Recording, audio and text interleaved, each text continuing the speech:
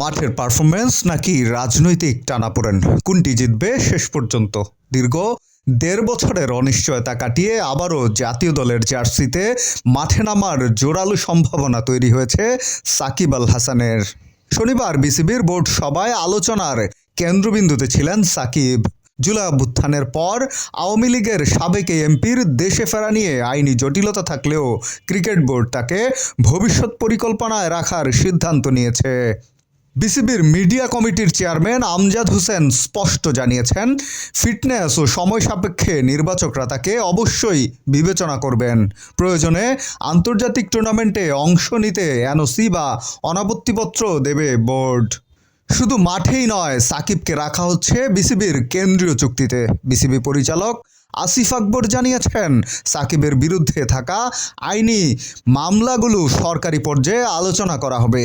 Board মনে করে সাকিব আল হাসান একটি বৈশ্বিক ব্র্যান্ড, যার বিকল্প তৈরি হতে বহু বছর লাগবে। সাকিব নিজেও দেশের মাটিতে খেলে অবসর নেয়ার ইচ্ছা পোষণ করেছেন বারবার। বিসিবির এই সিদ্ধান্তের পর একটি বেসরকারি টেলিভিশন চ্যানেল সাকিবের সঙ্গে যোগাযোগ করলে তিনি এখনই কোনো তাড়াহুড়া করতে রাজি হননি। খুব সংক্ষেপে এই অলরাউন্ডার জানিয়েছেন, পুরো বিষয়টি নিয়ে তিনি ধীরে সুস্থে তার প্রতিক্রিয়া জানাবেন। তবে পর্দার আড়ালে যে বোর্ড ও সাকিবের মধ্যে নিয়মিত যোগাযোগ চলছে তা অনেকটাই নিশ্চিত।